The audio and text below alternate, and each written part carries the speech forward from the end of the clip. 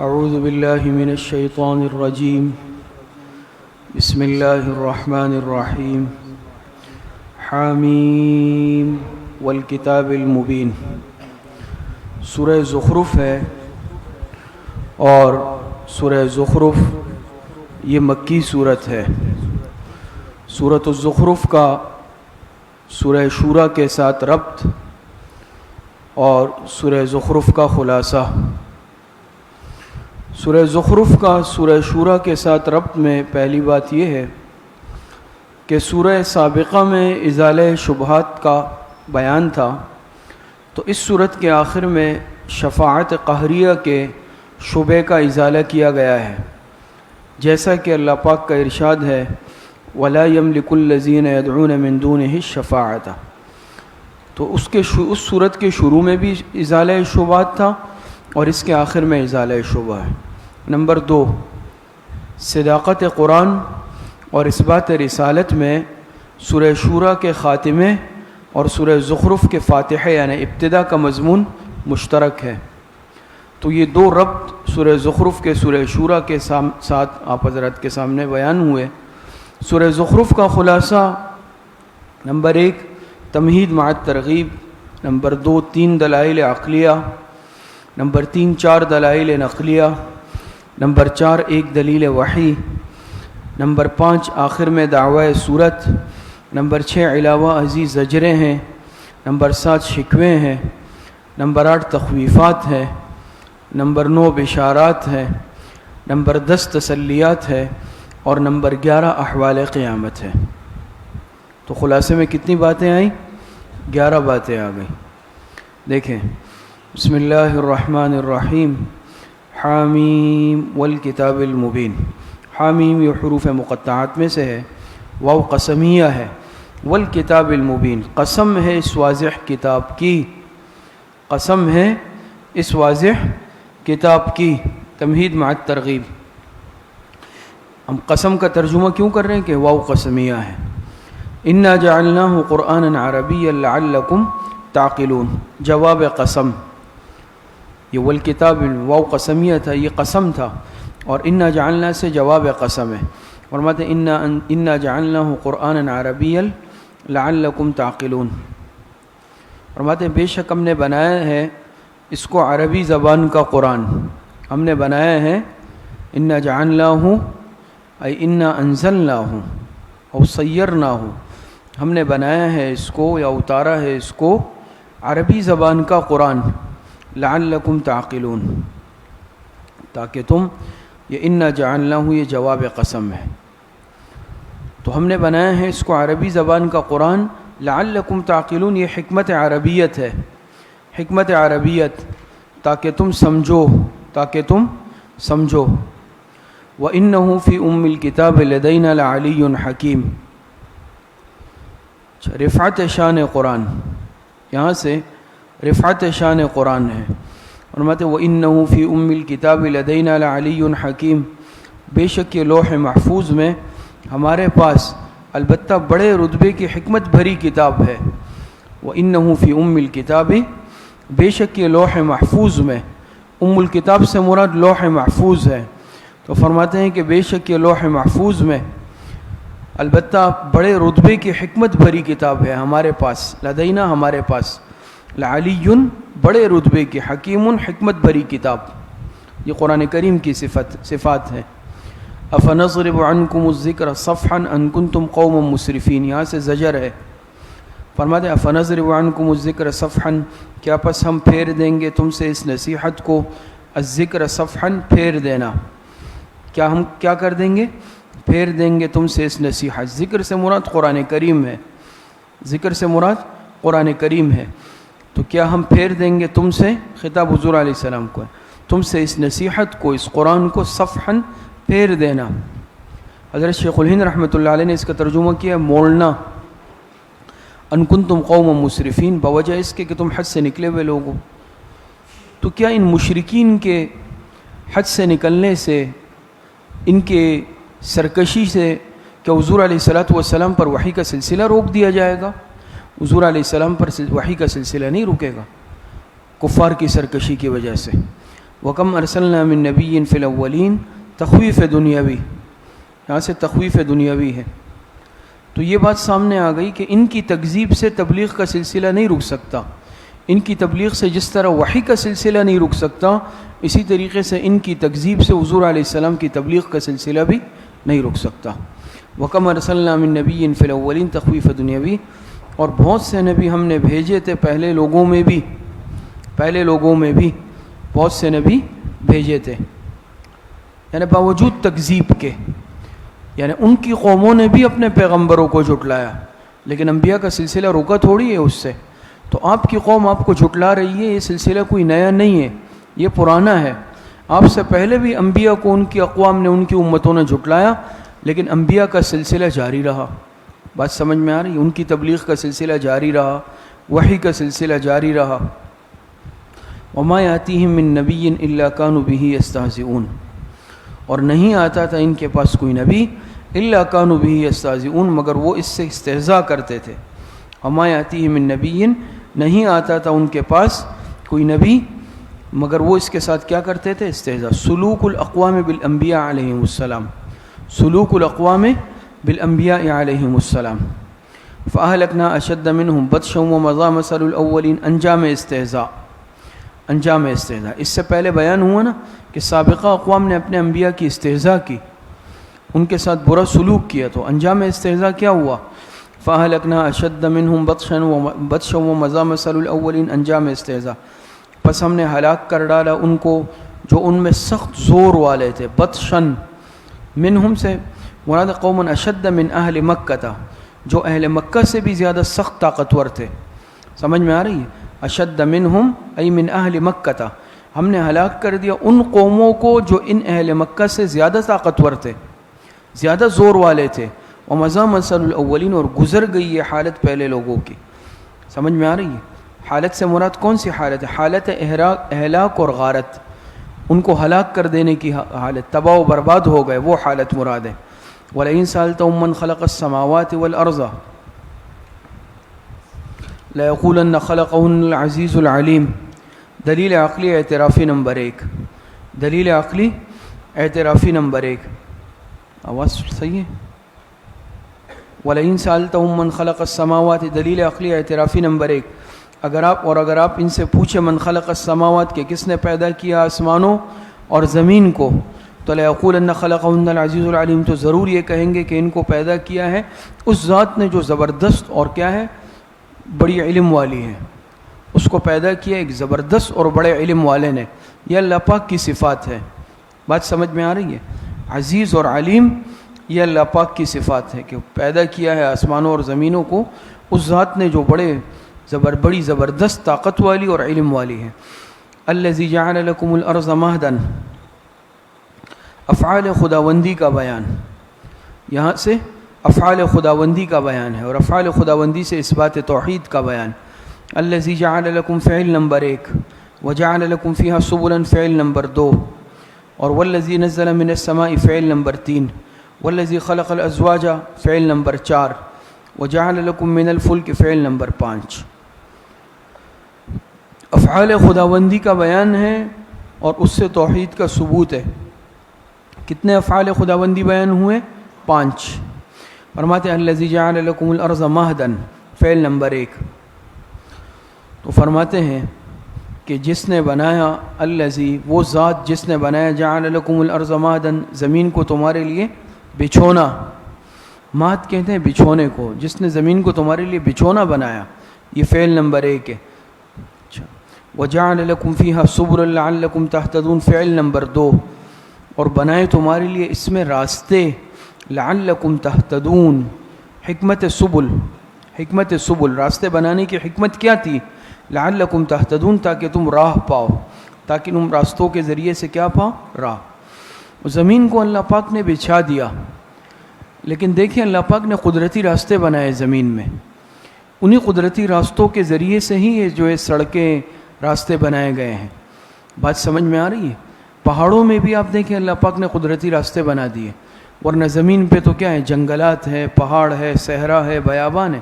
قدرتی راستے نہیں ہوتے انسان کچھ بھی نہیں کر سکتا تھا، لیکن اللہ پاک نے اس میں قدرتی راستے بنائے ہیں.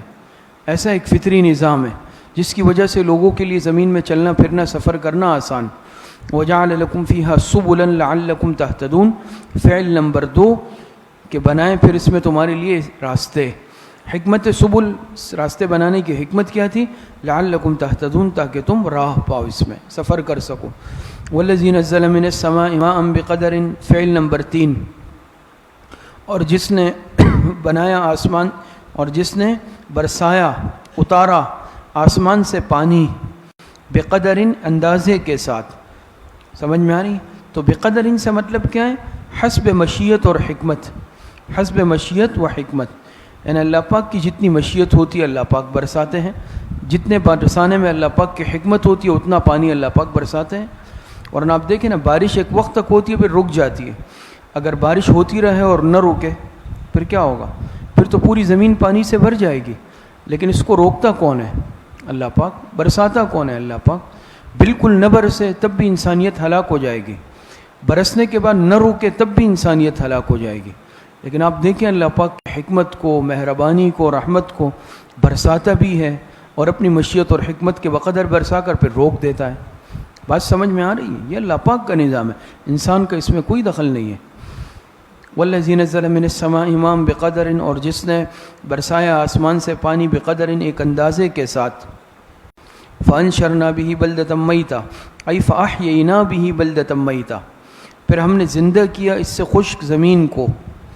پھر ہم نے انشرنا ای احیینا، پھر ہم نے زندہ کیا اس کے ذریعے سے بلدۃ میتۃ. میتۃ بلدۃ کی، میتن بلدۃ کی صفت ہے.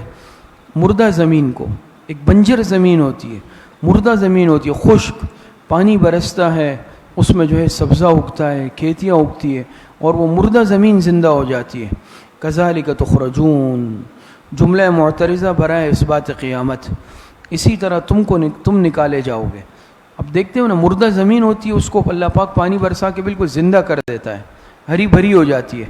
تو اسی طریقے سے تم جب قبر میں جا کر مٹی ہو جاؤ گے، قیامت میں اللہ پاک تمہیں بھی زندہ کر دیں گے. اللہ پاک کے لیے کیا مشکل ہے. والذی خلق الازواج کلھا. فعل نمبر 4 اور جس نے پیدا کی سب قسمیں.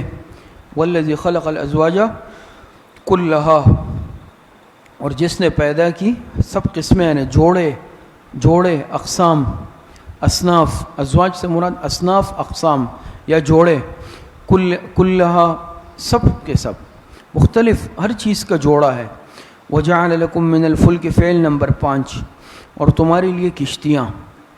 وجعل لکم اور ای خلق لکم من الفلک اور تمہارے لیے کشتیاں بنائیں. والانعام ما ترکبون اور چارپائے یا چوپائے ما ترکبون جن پر تم سوار ہوتے ہو. تو کشتیاں بھی اسی مقصد سے استعمال ہوتی ہے، بحری سفر کے لیے. جانور سے استعمال ہوتے ہیں بری سفر کے لیے، زمینی سفر کے لیے جانوروں پر سفر کرتے ہو، سمندری دریائی سفر کے لیے کشتیوں پر سفر کرتے ہو. اللہ پاک کی کتنی نعمتیں ہیں. لتستووا علی ظہورہ ثم تذکروا نعمت ربکم اذا استویتم علیہ وتقولوا سبحان الذی سخر لنا ھذا وما كنا له مقرنین.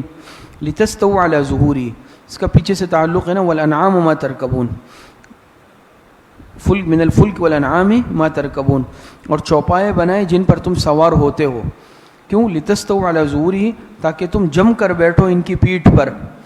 لتستووا، استوا کہتے ہیں مضبوطی سے جم کر بیٹھ جانا، تاکہ تم جم کر بیٹھو علی ظہورہ ای علی ظہور الانعام، ان چوپایوں کی پیٹھ پر. اونٹ ہے، اونٹ پر جو ہے کیا ہوتا ہے؟ سفر ہوتا ہے. گھوڑا ہے، گدھا ہے، خچر ہے، یہ سب وہ جانور ہیں جو سفر کے کام آتے تھے. تو لتستووا علی ظہورہ تاکہ تم جم کر بیٹھو ان کی پیٹھ پر. ثم تذکروا نعمت ربکم. طریق کامیابی نمبر 1. اب کامیابی کے طرق کا بیان، یہاں سے کامیابی کے طرق کا بیان اور ثم تذکروا سے طریق کامیابی نمبر 1. وتقول سبحان الذی سخر لنا طریق کامیابی نمبر 2. وَإِنَّا إِلَىٰ رَبِّنَا لَمُنْقَلِبُونَ طریق کامیابی نمبر 3. سمجھ میں آ رہی ہے یہ بات؟ تو یہاں سے کامیابی کے طرق کا بیان.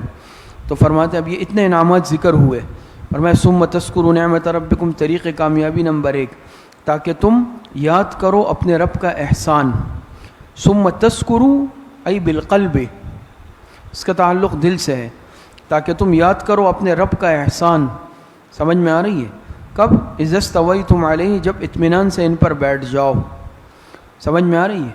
تو یہ تلقین شکر قلبی، تلقین شکر قلبی، تاکہ تم کیا کرو؟ یاد کرو اپنے رب کا احسان جب تم اس پر اطمینان سے بیٹھ جاؤ۔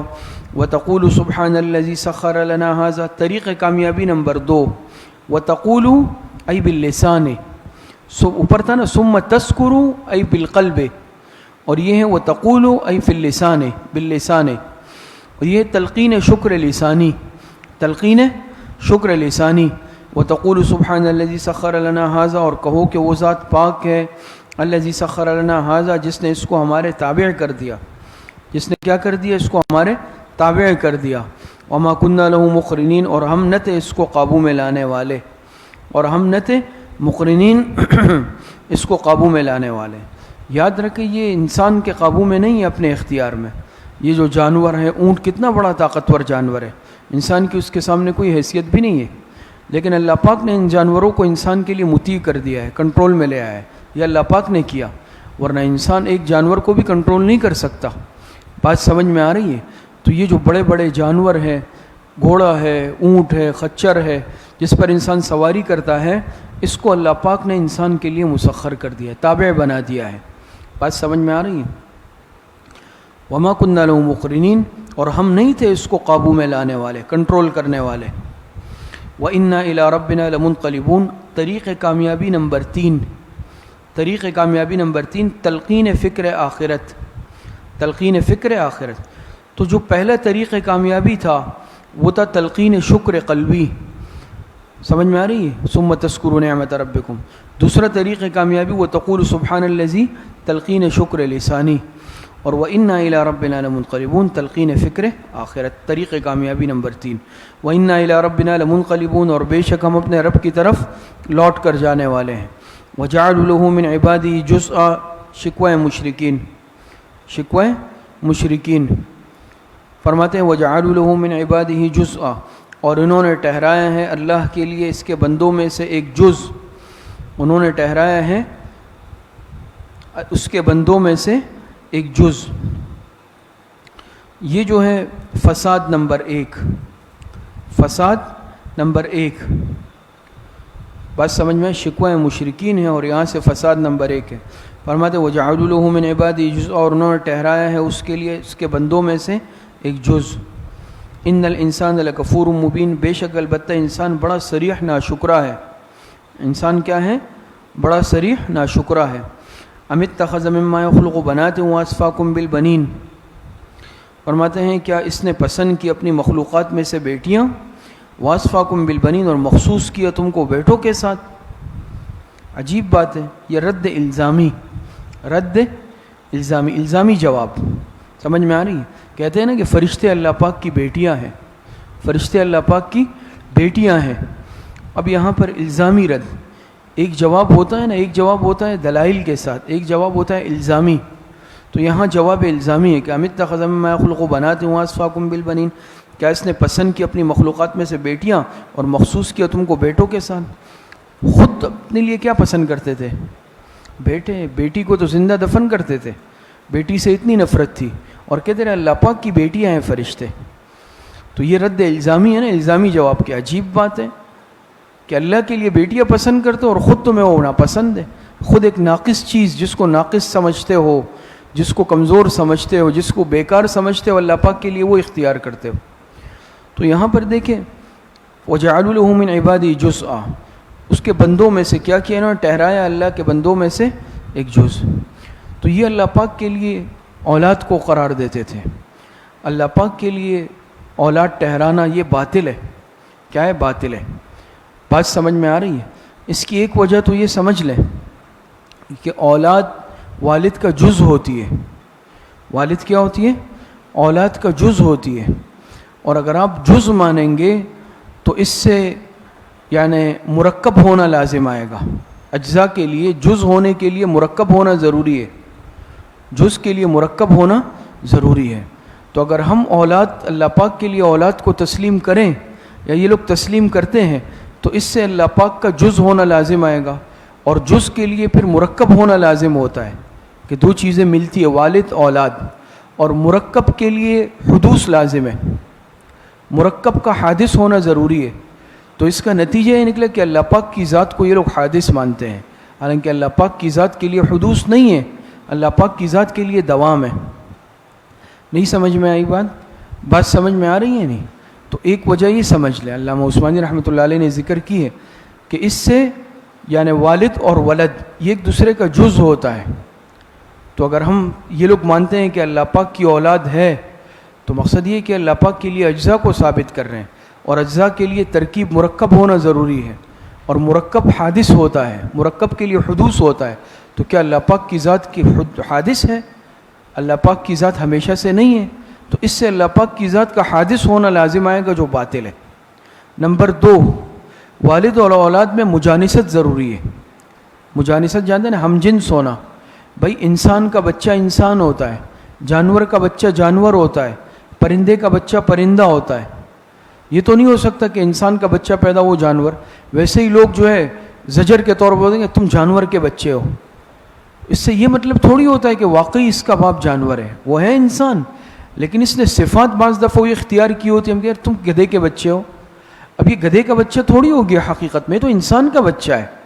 یہ تو ایسی ایک جس کو کہتے ہیں نا یعنی عرف عام میں یا مجازن بولا جاتا ہے، لیکن حقیقتاً ایسے نہیں ہے. انسان سے انسان ہی پیدا ہوتا ہے. اور مجانست کا ہونا والد اور ولد کے لیے ضروری ہے، ہم جنس کا ہونا. اور خالق اور مخلوق کا ہم کبھی ہم جنس نہیں ہو سکتے. خالق اور مخلوق کی جنس ایک ہو ہی نہیں سکتی. تو اللہ پاک کے لیے کیسے اولاد ہوگی؟ اللہ پاک کے لیے ہم کیسے اولاد ثابت کرتے ہیں؟ دوسری وجہ سمجھے.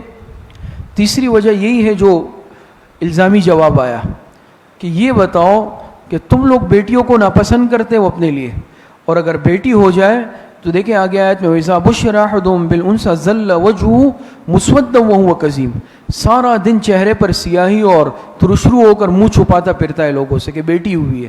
العیاذ باللہ. خود بیٹی سے اتنی نفرت ہے، خود بیٹی کو ایک ناپسند کرتے ہو کہ بیٹی کو تو کوئی کام نہیں آتی.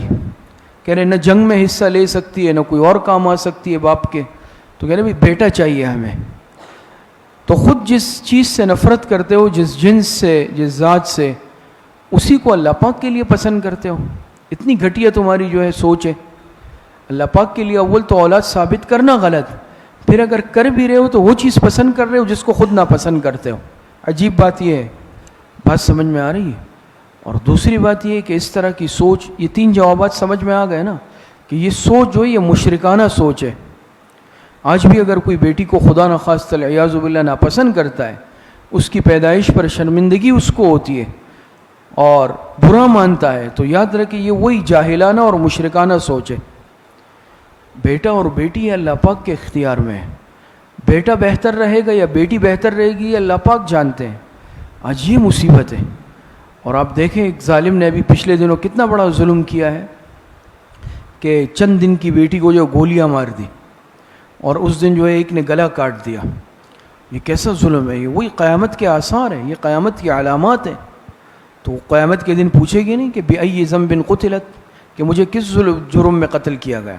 فرق یہ تھا کہ وہ لوگ زندہ دفناتے تھے، آج زندہ قتل کیا جا رہا ہے. اور اگر حقیقت میں دیکھا جائے تو بڑھاپے میں شاید میرے خیال میں بیٹیاں ہی کام آتی ہو. بیٹے تو بھاگ جاتے ہیں بیویوں کو لے کے. وہ تو باپ کا پیسہ میسا سمیٹ کے یا جو میراث ہوتی ہے وہ اپنے حصے بکھرے کر کے اپنی بیوی بچوں کو لے کے بوڑھے ہیں کانس رہے ہیں. اور وہی جو کل کو فخر کرتا تھا وہ گھر میں اکیلے، وہی بیٹی آ کے خدمت کرتی ہے اور دیکھتی ہے. تو یہ سوچ بالکل غلط ہے. اور ہمارے ہاں بعض اقوام میں خاص طور پر بالکل ایک بیٹی کی، پہلے تو خاص طور کے ذریعے بھائی ہمارے جو زیادہ تر ہمارے پٹھان حضرات ہیں وہ اس چیز کو جو ہے اچھا نہیں، بیٹیوں کو اچھا نہیں سمجھتے. اب اس میں ابتلاء عام ہو گیا، اب کسی کی قید نہیں ہے. اب جیسے اندازہ ہو رہا ہے نا، اب شاید کوئی بھی اب ہر ایک چاہتا ہے کہ بھائی میرا بیٹا ہو جائے، بیٹا ہو. یہ نہیں آپ جانتے کہ آپ کے حق میں بیٹا بہتر ہے یا بیٹی بہتر ہے. خدا نخواستہ اگر بیٹا ہو لیکن معذور ہو، نافرمان نکلے، سرکش نکلے، تو وہ بہتر ہے یا ایک بیٹی ہو فرما بردار، نیک، صالحہ. اور اگر دنیاوی حالات پر ہر انسان اپنے اپنے نظام پر بھی غور کر لے تو آپ دیکھیں گے کہ بیٹیاں زیادہ مطیع، فرما بردار، لائق اور قابل ہوتی ہے.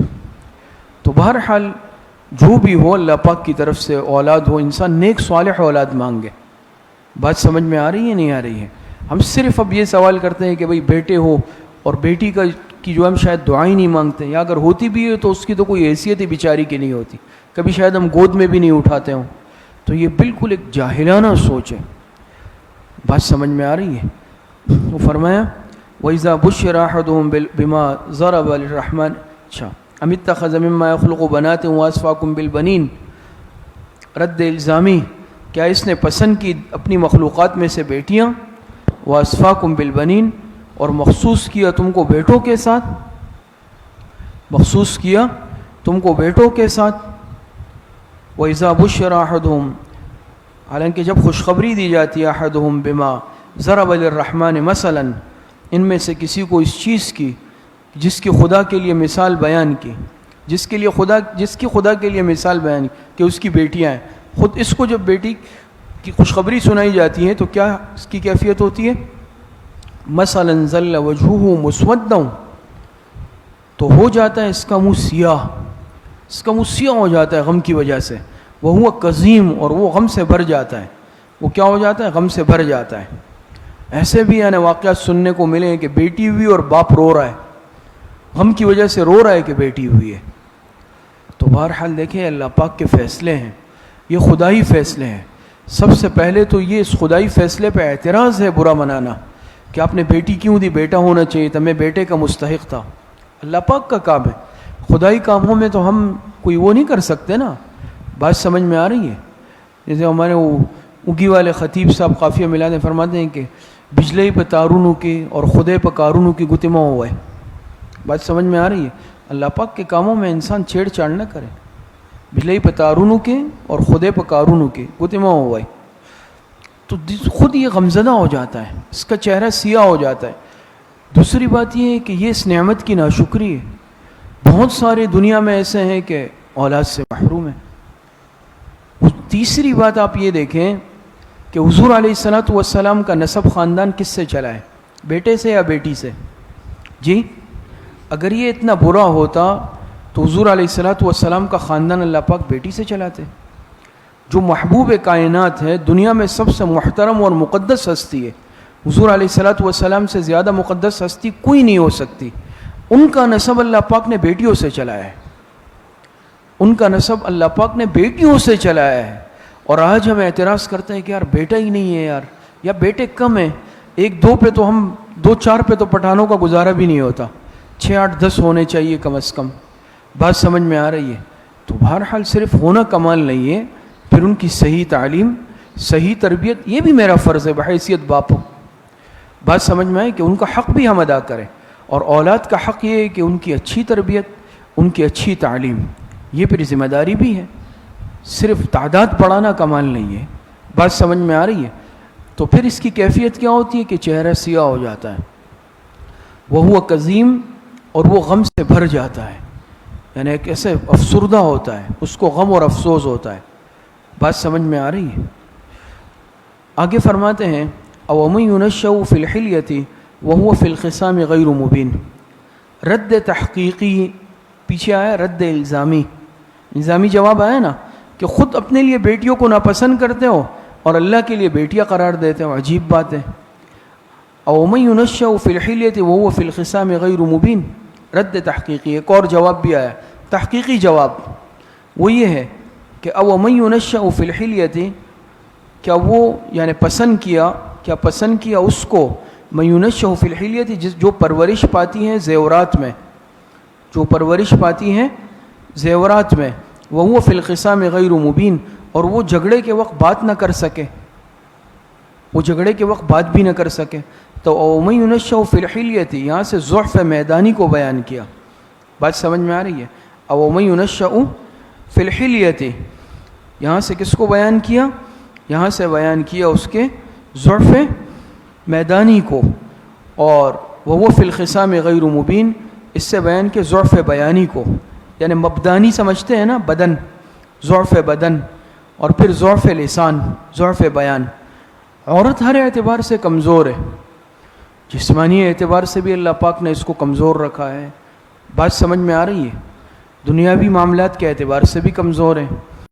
اور وہو فی الخصام، اور کہیں اگر بحث و مباحثہ ہو، دلائل کے میدان میں بھی کمزور ہے، اپنی بات کو دلائل اور براہین کے ساتھ ثابت نہیں کر سکتی ہے. بات سمجھ میں آ رہی ہے؟ تو بحث و مباحثے میں کما حق ہوں وضاحت نہیں کر سکتی ہے. ضعف لسانی بھی ہے، ضعف بدنی بھی ہے، ضعف لسانی بھی ہے. جو صحیح طور پر وہ فی الخصام غیر مبین، صحیح طور پر بات بھی نہ کر سکے، اور تم اس کو اللہ پاک کے لیے قرار دیتے ہو.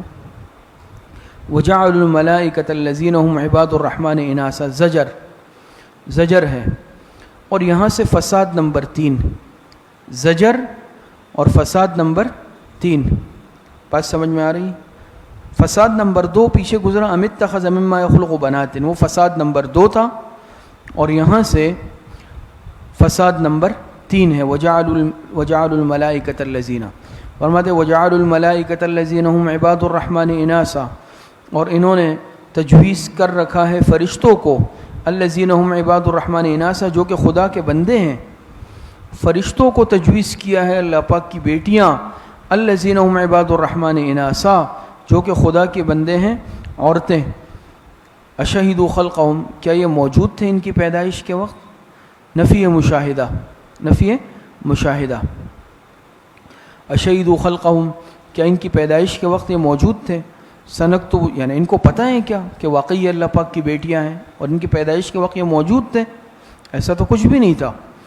سنکتب شہادتہم ویسألون، فرماتے ہیں ابھی لکھی جائے گی ان کی گواہی اور ان سے باس پرس کی جائے گی. ویسألون ای فی القیامت، ویسألون ای فی القیامت، یعنی یہ جو جھوٹی شہادات ہیں نا، یہ ان کے نام اعمال میں لکھ دی جائے گی، اور پھر قیامت کے دن ان سے کیا کیا جائے گا؟ سوال کیا جائے گا، پوچھا جائے گا. باس پرس کا تعلق قیامت سے ہے. سنکتب شہادتہم ای فی الدنیا ویسألون ای فی القیامہ، تو ابھی لکھی جائے گی ان کی گواہی اور ان سے باس پرس کی جائے گی قیامت میں. وقالوا لو شاء الرحمن ما عبدناہم، یہاں سے شکوہ ہے، شکوہ. اور کہتے ہیں لو شاء الرحمن ما عبدناہم، کہ اگر اللہ چاہتا تو ہم ان کو نہ پوچھتے. اگر اللہ چاہتا، یہ مشرکین کہتے ہیں اگر بھئی یہ تو ہم جو شرک کر رہے بت پرستی، اللہ چاہتا تو ہم نہیں کرتے نا، ہم کر رہے ہیں تو مطلب یہ ہے کہ اللہ چاہتا ہے، اللہ کو پسند ہے. وقالوا لو شاء الرحمن ما عبدناہم، اور کہتے ہیں کہ اللہ چاہتا اور ہم ان کو نہ پوچھتے. تو یہ ان کی دلیل بالکل غلط ہے، بے سر و پا ہے. بات سمجھ میں آ رہی ہے؟ 2 چیزیں ہوتی ہیں، سمجھ لیں. ایک ہوتی ہے اللہ کی مشیت، منشا، ایک ہوتی ہے اللہ کی رضا. اللہ پاک کی منشا اور رضا میں فرق ہے، مشیت اور رضا میں فرق ہے. ضروری نہیں ہے کہ مشیت اور رضا، مشیت ہو تو رضا بھی ہو.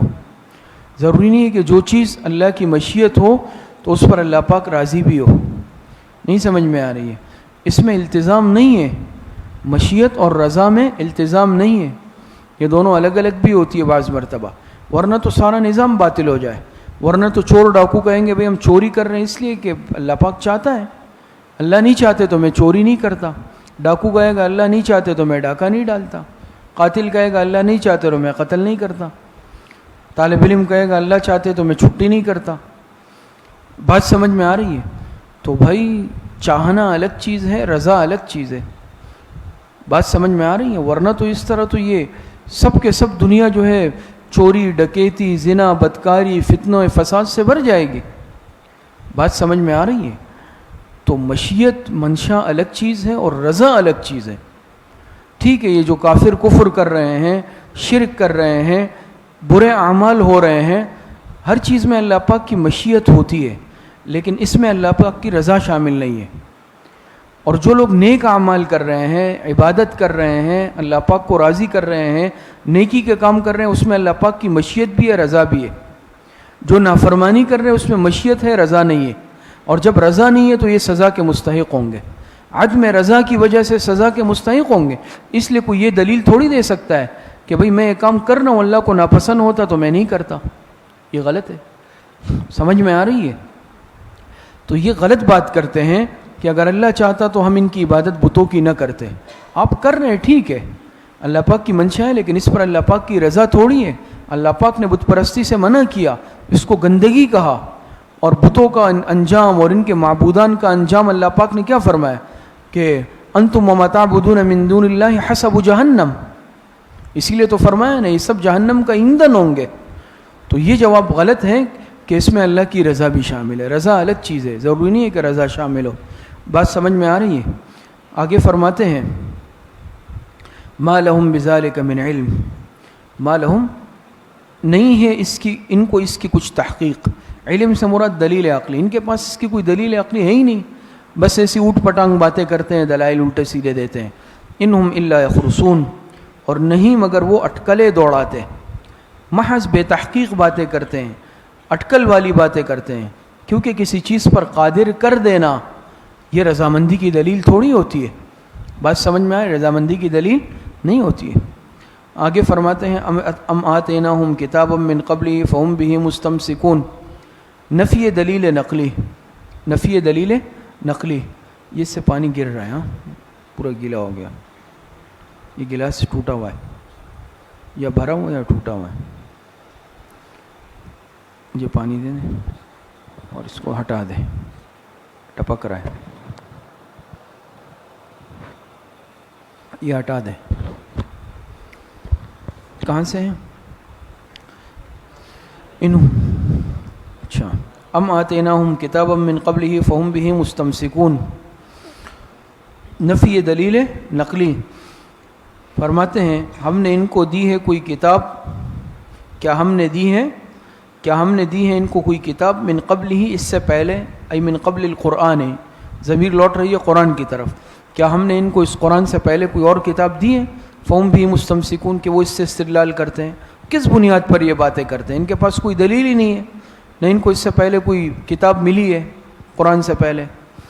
بات سمجھ میں آ رہی ہے؟ بل قالوا انا وجدنا آباءنا علی امۃ وانا علی آثارہم مہتدون. سبب ضلالت تقلید آبا ہے. بات سمجھ میں آ رہی ہے؟ ان کا سبب ضلالت یہ تقلید آبا ہے. بل قولوا انا وجدنا, بلکہ وہ کہتے ہیں کہ بے شک ہم نے پایا آباءنا علی امۃ, اپنے باپ دادوں کو ایک طریقے پر, علی امۃ ای علی طریق, ہم نے اپنے باپ دادوں کو بس ایک طریقے پر پایا ہے. وَإِنَّا عَلَىٰ آثَارِهِمْ مُهْتَدُونَ, اور بے شک ہم انہی کے پیچھے چل رہے ہیں. علی آثار, نقوش قدم. ہم نے تو اپنے باپ دادوں کو ایک طریقے پر پایا تھا, وہ بھی بتوں کی عبادت کرتے تھے, بتوں کو پوچھتے تھے, اور ہم بھی ان کی تقلید کر رہے ہیں. بات سمجھ میں آ رہی ہے؟ تو اندھی تقلید, اندھی تقلید آبا ہے بس, اور کچھ دلیل نہیں ہے. بات سمجھ میں آ رہی ہے؟ وَكَذَلِكَ مَا أَرْسَلْنَا مِن قَبْلِكَ فِي قَرْيَةٍ مِّن نَذِيرٍ إِلَّا قَالَ مُتْرَفُوهَا. فرماتے ہیں وَكَذَلِكَ مَا أَرْسَلْنَا مِن قَبْلِكَ فِي قَرْيَةٍ, تسلی خاتم الانبیاء صلی اللہ علیہ وسلم. وَكَذَلِكَ مَا أَرْسَلْنَا مِن قَبْلِكَ, اور اسی طرح نہیں بھیجا ہم نے آپ سے پہلے فِي قَرْيَةٍ مِّن نَذِيرٍ, کسی بستی میں کوئی ڈرانے والا, إِلَّا قَالَ مُتْرَفُوهَا, مگر وہاں کے خوشحال لوگوں نے یہی کیا. کیا کیا؟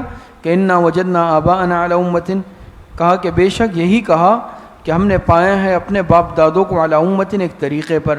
وَإِنَّا عَلَىٰ آثَارِهِمْ مُقْتَدُونَ, اور بے شک ہم ان کے نقش قدم ہی کی پیروی کرنے والے ہیں.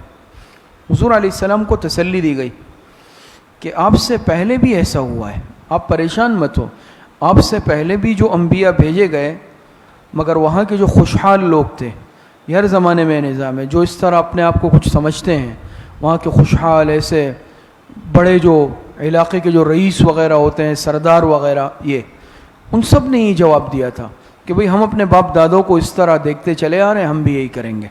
تو آپ کی قوم بھی یہ جواب دے رہی ہے, سابقہ اقوام کو بھی, سابقہ انبیاء کو بھی ان کی اقوام نے یہی جواب دیا ہے.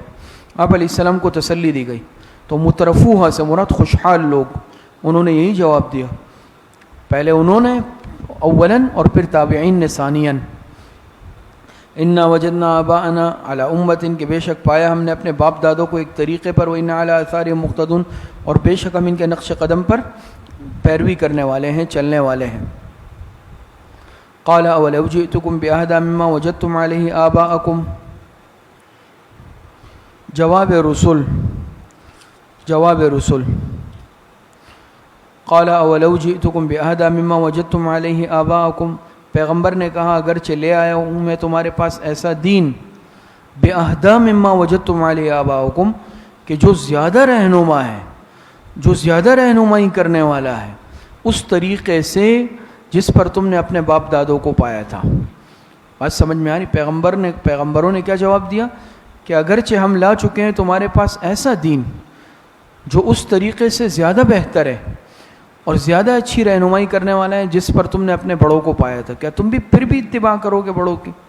اب ایک دین موجود ہے، کتاب موجود ہے، پیغمبر موجود ہے، کہ اب بھی تم اپنے ان جاہل آباء و اجداد کی پیروی کرو گے جو خود بھی کسی غلط راستے پر تھے اور تم ان کی اتباع کر رہے ہو، اندھی تقلید کر رہے ہو؟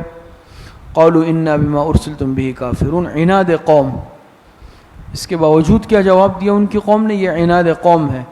قالوا انا بما ارسلتم به کافرون، تو انہوں نے کہا کہ جس دین کے ساتھ تم میں بھیجے گئے ہو ہم تو اس کو مانتے ہی نہیں ہیں، نہیں مانتے ہم. عناد تھا نا، عناد کا کوئی علاج نہیں ہے. فانتقمنا منهم فانظر كيف كان عاقبة المكذبين، انجام عناد. تو قالوا سے عناد کا بیان، عناد قوم، اور یہاں سے انجام عناد فانتقمنا سے. تو فانتقمنا منهم فانظر كيف كان عاقبة المكذبين، انجام عناد. تو کہا کہ فانتقمنا، پس ہم نے انتقام لیا، منہم ان سے، فانظر كيف كان عاقبة المكذبين، سو دیکھ لو کہ کیسا انجام ہوا جھٹلانے والوں کا. یعنی جب عناد حد سے بڑھ گیا پھر اللہ پاک نے تباہ و برباد کر دیا. وَإِذْ قَالَ إِبْرَاهِيمُ لِأَبِيهِ وَقَوْمِهِ إِنَّنِي بَرَاءٌ مِّمَّا تَعْبُدُونَ. دلیل نقلی نمبر 1، دلیل نقلی نمبر 1 در عدم تقلید آبا. دلیل نقلی نمبر 1 در عدم تقلید آبا. وَإِذْ قَالَ إِبْرَاهِيمُ لِأَبِيهِ وَقَوْمِهِ إِنَّنِي بَرَاءٌ مِّمَّا تَعْبُدُونَ. اور جب کہا ابراہیم نے اپنے باپ سے اور اپنی قوم سے، کیا کہا کہ اننی براء مما تعبدون، کہ بے شک میں بیزار ہوں، میں بری ہوں ان چیزوں سے جن کو تم پوچھتے ہو. اننی براء من عبادت ما تعبدون، مما ای من عبادت ما تعبدون، کہ بے شک میں بری ہوں، بیزار ہوں ان چیزوں سے جن کو تم لوگ پوچھتے ہو. یہ لوگ بتوں کو پوچھتے تھے. کس کو پوچھتے تھے؟ بتوں کو پوچھتے تھے. ابراہیم علیہ السلام نے کھلا بیزاری کا اعلان کر دیا کہ میں نہیں مانتا ان بتوں کو اور میں تم لوگوں کی بت پرستی سے سخت بیزار ہوں. الا الذی فطرنی فانہ سیہدین، فرماتے ہیں الا الذی فطرنی فانہ سیہدین. یہ استثناء، الا استثناء منقطع ہے. الا الذی فطرنی فانہ سیہدین، ہاں مگر جس نے مجھ کو پیدا کیا بے شک وہی مجھے سیدھا راستہ دکھائے گا. جس نے مجھے پیدا کیا تو وہی مجھے سیدھا راستہ دکھائے گا. یعنی اللہ پاک کی ذات، جس رب نے مجھے پیدا کیا اسی رب نے مجھے سیدھا راستہ دکھایا ہے، وہی رب مجھے سیدھا راستہ دکھائے گا اور میری رہنمائی کرتا ہے دنیا کی مصلحتوں تک. وَجَعَلَهَا كَلِمَةً بَاقِيَةً فِي عَقِبِهِ لَعَلَّهُمْ يَرْجِعُونَ. اور فرماتے وَجَعَلَهَا كَلِمَةً بَاقِيَةً، اور ابراہیم یہی بات اپنی اولاد میں پیچھے چھوڑ گئے. وَجَعَلَهَا كَلِمَةً، توحید کی بات مراد ہے، عقیدہ توحید مراد ہے، اور یہی بات چھوڑ گئے، عقیدہ توحید چھوڑ گئے ابراہیم، باقیتاً فی عقبہ، اپنی اولاد میں. کس میں؟ یعنی بذریعہ وصیت، بذریعہ وصیت. ایک دوسری جگہ پر بھی ہے نا ووصی بہا ابراہیم بنیہ ویعقوب، اس سے بھی تائید ہوتی ہے اس کی. تو یہی بات چھوڑ گئے، توحید کی بات چھوڑ گئے ابراہیم علیہ الصلوۃ والسلام بذریعہ وصیت، فی عقبہ ای فی اولادہ، اپنی اولاد میں، کہ لعلہم یرجعون، تاکہ وہ اللہ کی طرف رجوع کرتے رہے. بات سمجھ میں آ رہی ہے؟ اچھا، تاکہ ہر زمانے میں مشرک لوگ موحدین سے توحید سن کر شرک سے باز آتے رہے. بل متعت ہؤلاء وآباءهم حتى جاءهم الحق ورسول مبین. التفات بسوء اہل مکہ، ذکر چل رہا تھا ابراہیم علیہ السلام کا، اب یہاں موضوع کا رخ بدل گیا، پھر کس کی طرف؟ اہل مکہ کی طرف. کس کی طرف؟ وہ التفات بسوء اہل مکہ، اب یہاں سے اہل مکہ کو خطاب. بل متعت ہؤلاء وآباءهم حتى جاءهم الحق ورسول مبین، بلکہ میں نے خوب نفع دیا ان کو، ان کے بڑوں کو، بلکہ میں نے متعت، تمتع فائدہ اٹھا لینا، میں نے فائدہ خوب نفع دیا، فائدہ اٹھانے دیا، ہؤلاء ان لوگوں کو بھی، وآباءهم اور ان کے آباء و اجداد کو بھی، ان کے بڑوں کو بھی، حتى جاءهم الحق، یہاں تک کہ آ گیا ان کے پاس الحق، سچا دین، سچا قرآن، ورسول مبین، اور صاف بیان کرنے والا رسول. مراد اہل مکہ کو خطاب ہے. بات سمجھ میں آ رہی ہے؟ وَلَمَّا جَاءَهُمُ الْحَقُّ قَالُوا هَذَا سِحْرٌ وَإِنَّا بِهِ كَافِرُونَ. شکوہ مشرکین. تو اللہ پاک فرماتے ہیں ان کو بھی خوب فائدہ اٹھانے دیا، ان کے آباء و اجداد کو بھی، لیکن اور یہاں تک کہ ان کے پاس قرآن بھی آ گیا، پیغمبر بھی آ گیا، تو پھر کیا ہوا؟ شکوہ مشرکین کہ وَلَمَّا جَاءَهُمُ الْحَقُّ قَالُوا هَذَا سِحْرٌ وَإِنَّا بِهِ كَافِرُونَ، تو بجائے ایمان لانے کے پیغمبر پر، قرآن پر، کیا کہنے لگے کہ وَلَمَّا جَاءَهُمُ الْحَقُّ، جب آپ پہنچا ان کے پاس حق تو کہنے لگے هَذَا سِحْرٌ، یہ تو جادو ہے، یہ تو کیا ہے؟ یہ تو جادو ہے، وَإِنَّا بِهِ كَافِرُونَ، اور بے شک ہم اس کو نہیں مانتے۔ توہین قرآن کو جادو کہنے لگے، سحر کہنے لگے، اور کہا وَإِنَّا بِهِ كَافِرُونَ، ہم اس کو مانتے ہی نہیں ہے، بھائی یہ تو جادو ہے، اللہ کی کتاب نہیں ہے۔ وَقَالُوا لَوْلَا نُزِّلَ هَذَا الْقُرْآنُ عَلَى رَجُلٍ مِّنَ الْقَرْيَتَيْنِ عَظِيمٍ، اچھا، تو اور یہ بھی کہنے لگے کہ لولا نزل هذا القرآن علی رجل، کہ کیوں نہ نازل کیا گیا یہ قرآن کسی بڑے آدمی پر، رجلن یہاں تنوین برائے تعظیم ہے، کہ یہ قرآن کسی بڑے آدمی پر کیوں نازل نہیں کیا گیا، من القریتین عظیم، ان دو بستیوں میں، ان دو بڑی بستیوں میں، مکہ اور طائف، مکہ اور یہ جو ہے نا عظیم، یہ رجلن کی صفت ہے، یہ رجلن کی صفت ہے۔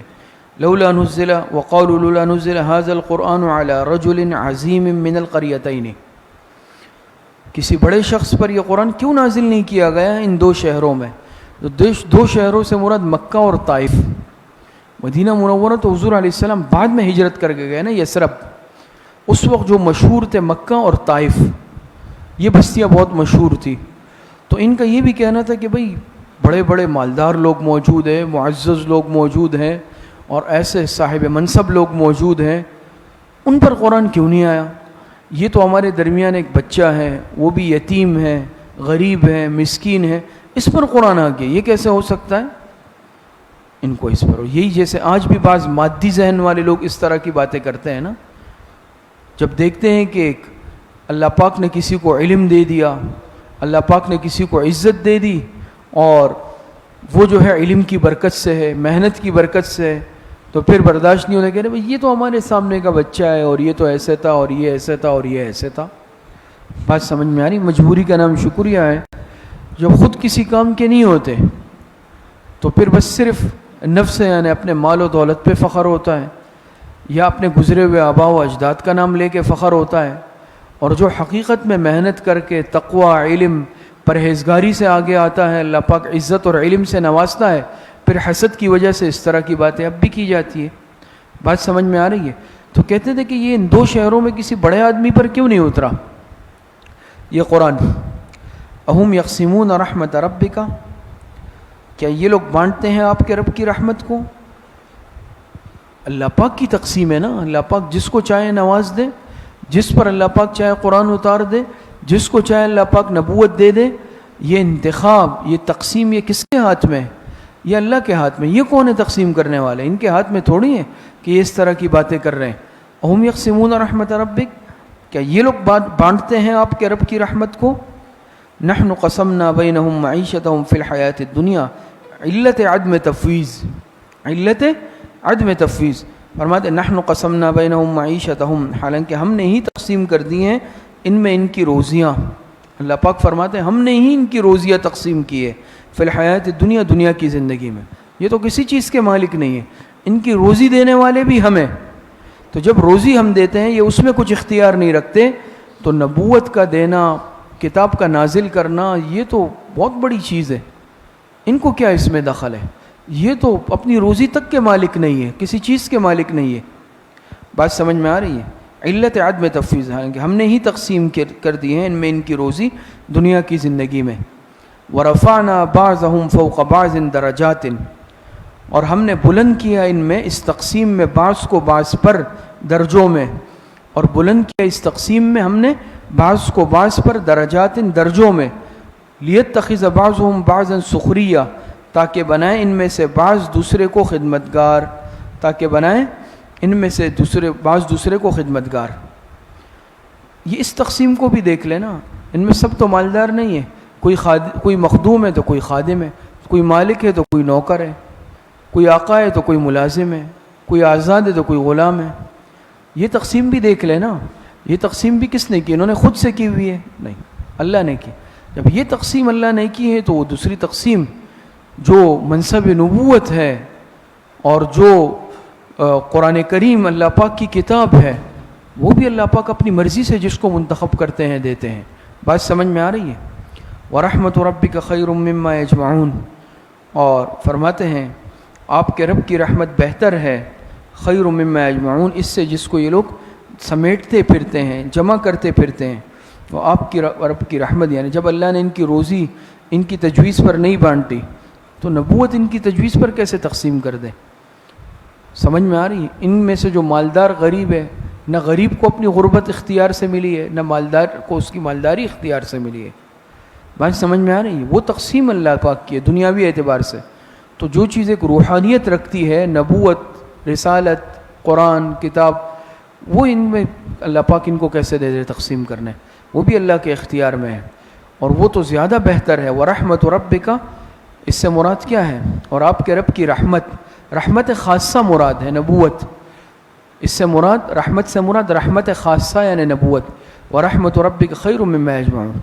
نبوت تو ان کے مال سے بہت بڑی چیز ہے. ان کو ان کے پاس جو مال ہے وہ ان کی مرضی سے نہیں ملا، تو نبوت تو بہت بڑی چیز ہے. تو نبوت کیسے ان کی مرضی سے تقسیم ہوگی کہ جس کو یہ چاہیں گے ملے گی؟ ان کو جو مال ہے نا وہ دنیا، وہ بھی ان کی مرضی سے نہیں ملی ہے. بات سمجھ میں آ رہی ہے؟ وَلَوْلَا يَكُونَ النَّاسُ أُمَّةً وَاحِدَةً لَجَعَلْنَا لِمَن يَكْفُرُ بِالرَّحْمَنِ لِبُيُوتِهِمْ سُقُفًا مِّن فِضَّةٍ وَمَعَارِجَ عَلَيْهَا يَظْهَرُونَ. فرماتے ہیں وَلَوْلَا يَكُونَ النَّاسُ، حقارت مال و جاہ، حقارت مال و جاہ. وَلَوْلَا يَكُونَ النَّاسُ، اور اگر نہ ہوتی یہ بات، نہ ہوتی یہ بات، یعنی ایک خاص مصلحت مانع نہ ہوتی، خاص مصلحت مانع نہ ہوتی، تو ان یکون الناس امۃ واحدۃ، تو ہو جائیں گے لوگ سب ایک ہی طریقے پر. سمجھ میں آ رہی؟ اگر نہ ہوتی یہ بات کہ ہو جائیں گے سب لوگ امۃ واحدۃ یعنی ایک طریقے پر. اس سے مراد کافر ہے، سب کافر ہو جاتے ہیں اگر یہ بات نہ ہوتی کہ سب کے سب ایک طریقے پر ہو جائیں گے. امۃ واحدۃ یعنی سب کے سب کفر پر آ جائیں گے. تو لجعلنا لمن یکفر بالرحمن لبیوتہم سقفا، تو ہم ان لوگوں کے لیے جو خدا کے ساتھ کفر کر دیتے ہیں تو کیا کر دیتے؟ لبیوتہم سقفا من فضۃ، ان کے گھروں کی چھتیں چاندی کی بنا دیتے. ومعارج علیہا یظہرون، اور سیڑھیاں بھی چاندی کی بنا دیتے. ومعارج ای ومعارج من فضۃ علیہا یظہرون، جس پر وہ چڑھتے ہیں. دنیا کی تو کوئی حقیقت نہیں ہے. اللہ پاک فرماتے ہم چاہتے تو ان سب کافروں کے گھروں کی چھتیں تک چاندی کی ہوتی، سیڑھیاں تک چاندی کی ہوتی، لیکن کیا ہو جاتا کہ باقی سب بھی اس کو دیکھ کے کافر ہو جاتے. تو اس میں ایک خاص مصلحت ہے، ورنہ مال اللہ پاک کے نزدیک کوئی حیثیت نہیں رکھتا. بات سمجھ میں آ رہی ہے؟ وَلِبُيُوتِهِمْ أَبْوَابًا وَسُرُرًا عَلَيْهَا يَتَّكِئُونَ، اور ان کے گھروں کے دروازے بھی چاندی کے ہو جاتے. وَلِبُيُوتِهِمْ أَبْوَابًا ای من فضۃ وسرر علیہ یتکئون، اور تخت بھی وسررا من فضۃ، سب میں محذوف نکلے گا. وَلِبُيُوتِهِمْ أَبْوَابًا مِّن فِضَّةٍ وَسُرُرًا مِّن فِضَّةٍ عَلَيْهَا يَتَّكِئُونَ، تو ان کے گھروں کے دروازے بھی چاندی کے ہو جاتے ہیں، ان کے تخت بھی چاندی کے ہو جاتے ہیں جس پر وہ تکیہ لگا کر بیٹھتے ہیں. لیکن ایک خاص مصلحت مانع تھی، اللہ پاک نے ایسا نہیں کیا. وَزُخْرُفًا، اور یہی چیزیں سونے کی بھی کر دیتے.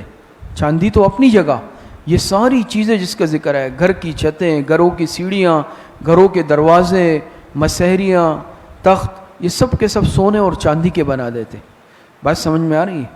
لیکن ایک خاص مصلحت مانع ہے جس کا اوپر ذکر آیا. وَإِن كُلُّ ذَلِكَ لَمَّا مَتَاعُ الْحَيَاةِ الدُّنْيَا، ان نافیہ ہے، اور نہیں یہ سب چیزیں مگر کیا؟ لما متاع الحیات الدنیا، مگر دنیاوی زندگی کی چند روزہ بہار. بات سمجھ میں آ رہی ہے؟ متاع معنی یعنی حقیر ہے، قلیل ہے، تو لما الا کے معنی میں ہے. ان نافیہ ہے تو آگے لما الا کے معنی میں ہے نا، کہ ان کل ذالک الا متاع، کہ نہیں ہے یہ سب چیزیں مگر متاع الحیات الدنیا، دنیاوی زندگی کی چند روزہ بہار. چند روزہ زندگی یہ سب ختم ہو جائے گا، فنا ہو جائے گا.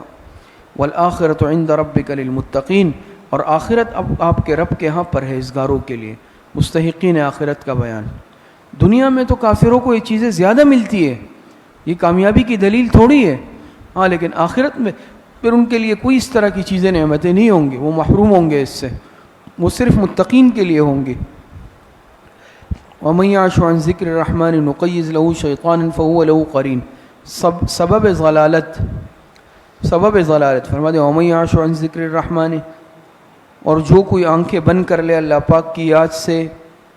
سمجھ میں آ رہی؟ یا تو قرآن مراد ہے ذکر سے، یا مطلقاً ذکر مراد ہے. یا تو قرآن اور یا مطلقاً ذکر مراد ہے. اور جو کوئی آنکھیں بند کر لے اللہ کی یاد سے نقیض لہو شیطانا، تو ہم اس پر ایک شیطان مسلط کر دیتے ہیں.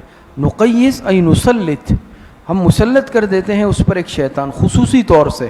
فہو لہو قرین، سو وہ اس کا ساتھی ہو جاتا ہے. وہ کیا ہو جاتا ہے؟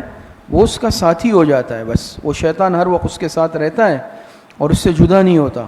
ہر وقت گناہوں کی طرف رہنمائی کرتا ہے، گناہوں کے خیالات اس کے لیے پیدا کرتا ہے. بات سمجھ میں آ رہی ہے؟ تو اسی لیے ذکر اللہ سے غفلت جو ہے یہ انسان کو کیا نقصان پہنچاتی ہے.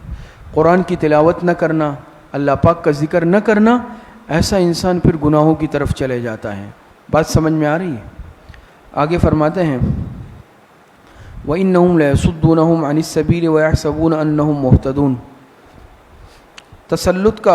تسلط شیطانی کا اثر دنیاوی. وَإِنَّهُمْ لَيَصُدُّونَهُمْ عَنِ السَّبِيلِ، اور بے شک وہ شیطان ان کو روکتے رہتے ہیں عن السبیل، راستے سے، یعنی اللہ کے راستے سے. وَيَحْسَبُونَ أَنَّهُمْ مُهْتَدُونَ، اور وہ سمجھتے ہیں کہ وہ سیدھے راستے پر ہے.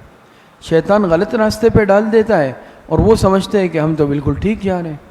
شیطان کبھی ان کو گمراہی کے راستے پہ ڈال دیتا ہے، فسق و فجور کے راستے پہ ڈال دیتا ہے، بدعت اور شرک کے راستے پہ ڈال دیتا ہے، اور وہ سمجھتے ہیں کہ ہم بڑے صحیح جا رہے ہیں. حتیٰ اذا جاءنا قال یا لیت بینی و بینک بعد المشرقین فبئس القرین. تسلط شیطانی کا اثر اخروی. دنیاوی اثر کیا ہوتا ہے شیطانی تسلط کا؟ غلط راستے پہ جا رہے ہوتے ہیں، بدعت کے راستے پہ، ضلالت گمراہی کے راستے پہ، گناہوں کے راستے پہ، لیکن سمجھتے ہیں کہ ہم بالکل صحیح جا رہے ہیں. اور اخروی اثر کیا ہوگا شیطانی تسلط کا؟ حتیٰ اذا جاءنا قال یا لیت، یہاں تک کہ جب وہ ہمارے پاس آئے گا قال یا لیت بینی و بینک بعد المشرقین، تو کہے گا کاش. کیا کہے گا؟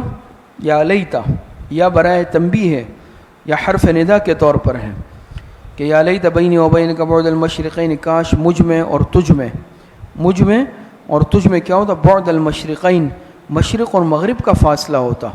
فبئس القرین، کیونکہ تو برا ساتھی ہے. شیطان کو کہے گا کہ کاش مجھ میں اور تجھ میں دنیا میں بعد المشرقین ہوتا، اتنا فاصلہ ہوتا.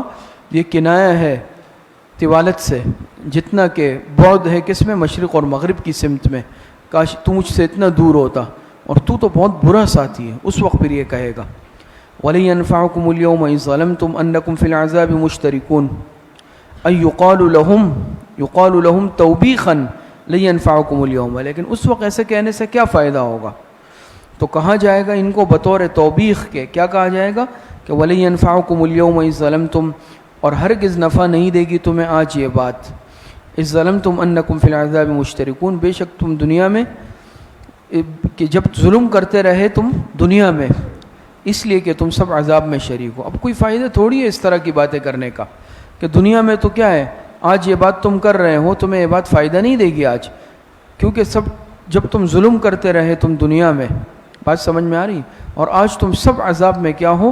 مشترک ہو.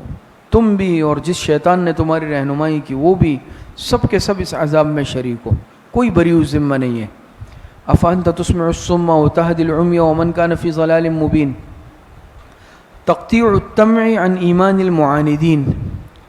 تقطيع الطمع عن ایمان المعاندین، معاندین کے ایمان کی امید کا بالکل منقطع ہو جانا، ختم ہو جانا.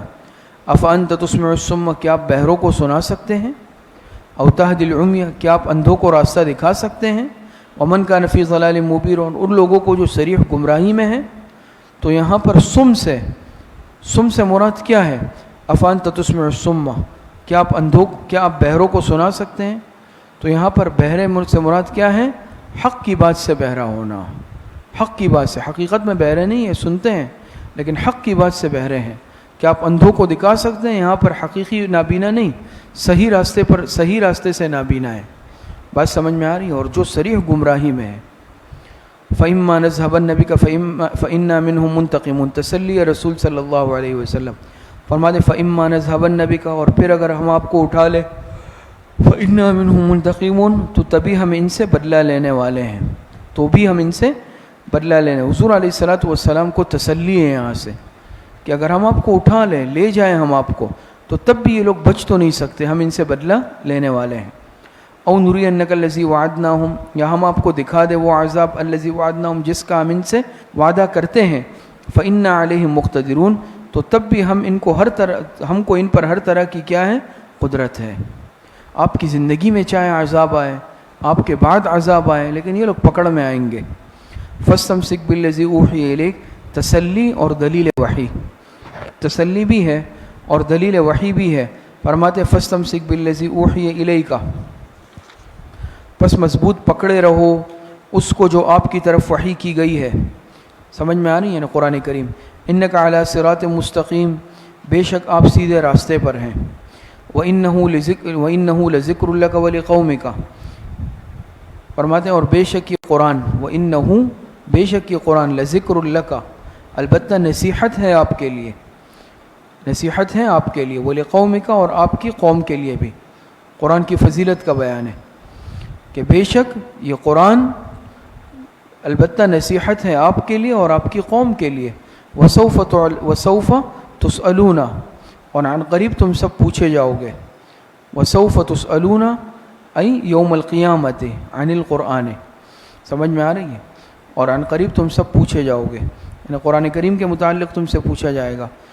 وَاسْأَلْ مَنْ أَرْسَلْنَا مِنْ قَبْلِكَ مِنْ رُسُلِنَا أَجْعَلْنَا مِنْ دُونِ الرَّحْمَنِ آلِهَةً يُعْبَدُونَ، دلیل نقلی اجمالاً دلیل نقلی اجمالاً از جمیع انبیاء علیہم السلام۔ فرماتے وَاسْأَلْ مَنْ أَرْسَلْنَا مِنْ قَبْلِكَ مِنْ رُسُلِنَا، اور اگر آپ پوچھ لیں ان سب پیغمبروں سے، من قبلک من رسلنا جن کو ہم نے آپ سے پہلے بھیجا، اجعلنا من دون الرحمن آلہۃ کہ کیا ہم نے بنائے تھے رحمان کے سوا اور معبود، یعبدون کہ ان کی عبادت کی جائے۔ وَلَقَدْ أَرْسَلْنَا مُوسَى بِآيَاتِنَا دلیل نقلی تفصیلی نمبر 3، دلیل نقلی تفصیلی نمبر 3، وَلَقَدْ أَرْسَلْنَا مُوسَى بِآيَاتِنَا إِلَى فِرْعَوْنَ وَمَلَئِهِ، اور البتہ تحقیق ہم نے بھیجا موسیٰ کو اپنی نشانیاں دے کر، إِلَى فِرْعَوْنَ وَمَلَئِهِ، فرعون اور اس کے درباریوں کے پاس۔ کس کے پاس؟ فرعون اور اس کے درباریوں کے پاس۔ فقال انی رسول من رب العالمین، تبلیغ موسیٰ علیہ السلام، تبلیغ موسیٰ علیہ السلام۔ فقال انی رسول من رب العالمین، تو انہوں نے فرمایا کہ بے شک میں پروردگار عالم کا بھیجا ہوا رسول ہوں، پروردگار عالم کا رسول ہوں، بھیجا ہوا ہوں۔ فلما جاءہم بآیاتنا، اہل فرعون کا عناد، اہل فرعون کا عناد۔ فلما جاءہم بآیاتنا اذا هم منها يضحكون، پھر جب وہ آئے ان کے پاس ہماری نشانیاں لے کر، اذا هم منها يضحكون، تو یکایک ان پر ہنسنے لگے، ہنسنے لگے، اس نشانیوں کو معمولی سمجھا، معمولی اور ہلکا سمجھ کر ہنسنے لگے، مذاق اڑانے لگے۔ وما نريهم من آیات الا هي اکبر من اختها، کیفیت آیات، نشانیوں کی کیفیت کیا تھی؟ کیفیت آیات۔ وما نريهم من آیات، اور نہ دکھاتے ہم ان کو کوئی نشانی، الا هي اکبر من اختها، مگر وہ بڑی ہوتی دوسری سے، ہر نشانی دوسری نشانی سے کیا تھی؟ بڑی تھی۔ وَأَخَذْنَاهُمْ بِالْعَذَابِ لَعَلَّهُمْ يَرْجِعُونَ، اور ہم نے پکڑ لیا ان کو عذاب میں، لَعَلَّهُمْ يَرْجِعُونَ تاکہ وہ باز آ جائے۔ تو لَعَلَّهُمْ يَرْجِعُونَ حکمت گرفت، حکمت گرفت، لَعَلَّهُمْ يَرْجِعُونَ يَرْجِعُونَ مِنَ الْكُفْرِ۔ وَقَالُوا يَا أَيُّهَا السَّاحِرُ ادْعُ لَنَا رَبَّكَ بِمَا عَهِدَ عِندَكَ، اہل فرعون کا معاہدہ، اہل فرعون کا معاہدہ۔ وَقَالُوا يَا أَيُّهَا السَّاحِرُ ادْعُ لَنَا رَبَّكَ بِمَا عَهِدَ عِندَكَ، اور کہنے لگے اے جادوگر دعا کرو ہمارے لیے۔ حضور علیہ السلام کو کیا کہنے، حضرت موسیٰ علیہ السلام کو کیا کہنے لگے؟ یا ایھا الساحر ادع لنا ربک بما عہد عندک، کہنے لگے کہ اے جادوگر دعا کر ہمارے لیے اپنے رب سے، بما عہد عندک، اس عہد کے مطابق جو اس نے آپ سے کر رکھا ہے، اس عہد کے مطابق جو اس نے آپ سے کر رکھا ہے، اننا لمہتدون، بے شک ہم ہدایت یاب ہوں گے، ہم کیا ہوں گے؟ ہدایت یاب ہوں گے۔ یا ایھا الساحر کہا، اس میں دو احتمالات، علامہ شبیر احمد عثمانی رحمۃ اللہ علیہ نے بھی اس میں دو احتمالات، کہ اس زمانے میں ساحر عالم کو کہا جاتا تھا یا ماہر کو کہا جاتا تھا، تو انہوں نے جو ساحر کہا، ایک قول اس میں یہ ہے کہ انہوں نے یہ احتراماً کہا، اس وقت اپنی ایک مرضی کے لیے، ویسے تو اس لیے نہیں کہتے تھے، لیکن اس وقت ان کی زبان سے جو ساحر کا لفظ یہ ماہر یا عالم کے معنی میں ہے، اور اس وقت انہوں نے کہا، اور یہ بھی ممکن ہے کہ اس میں ان کے خبث نفسی بھی پوشیدہ ہو، خبث نفسی بھی پوشیدہ ہو کہ احترام والے الفاظ کہے، لیکن مقصد یہ تھا کہ ہم پھر بھی آپ کو ساحر مانتے ہیں، پیغمبر نہیں مانتے۔ سمجھ میں آ رہی؟ یا تو اس میں یہ احتمال ہے کہ ساحر ہی کہا ہے، جادوگر، اعانتاً، جیسے یہ لوگ کہتے تھے، اور ایک احتمال یہ ہے کہ ساحر اس وقت عالم کے معنی میں ہوتا تھا، ماہر کے، تو انہوں نے ان کو عالم یا ماہر کہا تو ادباً یا احتراماً، لیکن خبث نفسی کے ساتھ، اس طور پر کہ ہم نے ساحر کا لفظ استعمال کیا کہ ٹھیک ہے ہم نے آپ کو کہا تو ہے نا، جیسے کہتے ہیں نا کسی کو، لیکن ہم آپ کو کیا مانتے ہیں؟ ساحر ہی مانتے ہیں، پیغمبر پھر بھی نہیں مانتے۔ بات سمجھ میں آ رہی ہے یا نہیں آ رہی؟ جیسے بعض دفعہ آپ لوگ جو ہے، بعض لوگ کہتے ہیں او مولوی، ملا، تو اب ظاہری بات ہے ملا ایک بہت بڑا منصب ہے، ملا تک تو کوئی نہیں پہنچ سکتا۔ بات سمجھ میں آ رہی ہے؟ لیکن بعض لوگ خبث نفسی کی وجہ سے احانتاً بھی کہہ دیتے ہیں او ملا۔ بات سمجھ میں آ رہی ہے؟ یا بعض لوگوں نے مولوی صاحب، مولوی صاحب، مولوی صاحب، مولوی صاحب، صحیح نا مصعب؟ تو یہ بہرحال بعض دفعہ یہ بھی ہوتا ہے، کس کی وجہ سے؟ احانتاً ہوتا ہے۔ بات سمجھ میں آ رہی ہے؟ جو خطرناک چیز ہے۔ علماء کا ادب، علماء کا احترام یہ ضروری ہے۔ علماء کی بے ادبی، بے احترامی دل سے نکل جانا انسان کو محروم کر دیتی ہے ہر خیر سے۔ بات سمجھ میں آ رہی ہے؟ نیتوں کی حالت اللہ پاک جانتا ہے، لیکن زبان کی الفاظ کی تصحیح بھی ضروری ہے اور احتیاط بھی ضروری ہے۔ کسی چیز کو رواج نہیں دینا چاہیے۔ اور بعض دفعہ بڑے عالم، ایک تو ہم جیسے چھوٹے موٹے ہیں، بڑے عالم ہوتے ہیں، اساتذہ ہوتے ہیں، بڑے ہوتے ہیں، ان کے لیے مولوی صاحب، فلاں مولوی صاحب نے یہ کہا، فلاں مولوی صاحب نے یہ کہا، ماشاءاللہ۔ بہرحال علماء کا ادب ضروری ہے، بے ادبی کی طرف نہیں جانا چاہیے، بے احترامی کی طرف نہیں جانا چاہیے، یا کم از کم اس کا شائبہ ہوتا ہوں اس کی طرف بھی نہیں جانا چاہیے کبھی بھی، اس میں احتیاط کریں۔ بات سمجھ میں آ رہی ہے؟ کہاں تک بات چلی؟ قالوا یا ایھا الساحر ادع لنا ربک بما عہد عندک، یہاں سے کہاں چلا گیا جی؟ اچھا، فرماتے ہیں وقالوا یا ایھا الساحر ادع لنا ربک بما عہد عندک اننا لمہتدون۔ اہل فرعون کا معاہدہ، اہل فرعون کا معاہدہ کیا کہنے لگے؟ یا ایھا الساحر، اے جادوگر، ادعو لنا ربک بما عہد عندک، دعا کر ہمارے لیے اپنے رب سے، بما عہد عندک، اس عہد کے مطابق جو اس نے آپ سے کر رکھا ہے، اننا لمہتدون، بے شک ہم ہدایت یاب ہوں گے۔ فلما کشفنا عنہم العذاب اذا هم ینکثون، نقض عہد خود کہا نا کہ یعنی اننا لمہتدون در رفع، در صورت دفع عذاب، اگر عذاب ہٹ گیا نا ہم ایمان لے آئیں گے، ہم مان لیں گے بات کو، لیکن ایسا نہیں کیا، عہد کو توڑ دیا۔ فلما کشفنا عنہم العذاب اذا هم ینکثون، نقض عہد۔ اللہ پاک فرماتے ہیں کہ پس جب ہم نے دور کر دیا ان سے عذاب کو، اذا هم ینکثون، تو یکایک عہد شکنی کرنے لگے، فطرت تھی ان کی، پھر اپنے عہد پر قائم نہیں رہے جب عذاب ہٹ گیا۔ ونادى فرعون في قومه قال يا قوم أليس لي ملك مصر وهذه الأنهار تجري من تحتي۔ استکبار فرعون کا بیان، استکبار فرعون اتنا متکبر تھا۔ ونادى فرعون في قومه، اور فرعون نے پکار کر کہا اپنی قوم سے، قال يا قوم أليس لي ملك مصر وهذه الأنهار تجري من تحتي، کیا نہیں ہے میرے لیے مصر کی سلطنت، کیا میرے لیے مصر کی بادشاہت نہیں ہے؟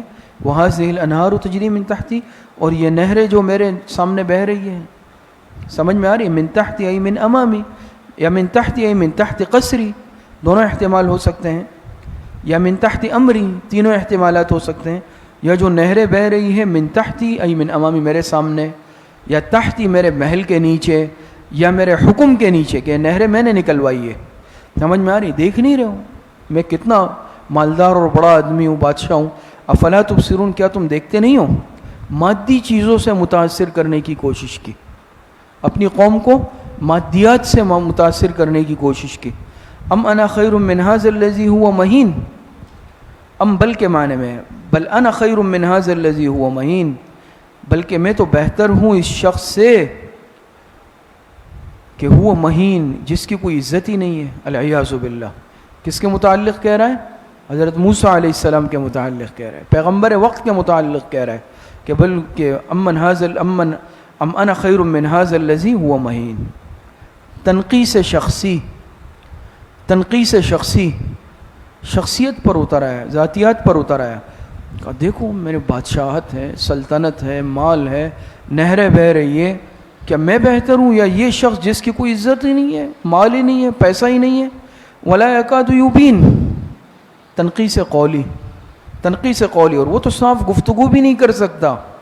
حضرت موسیٰ علیہ السلام کی زبان مبارک میں کچھ لکنت تھی، اور آپ حضرات پڑھ چکے ہیں تفسیروں میں.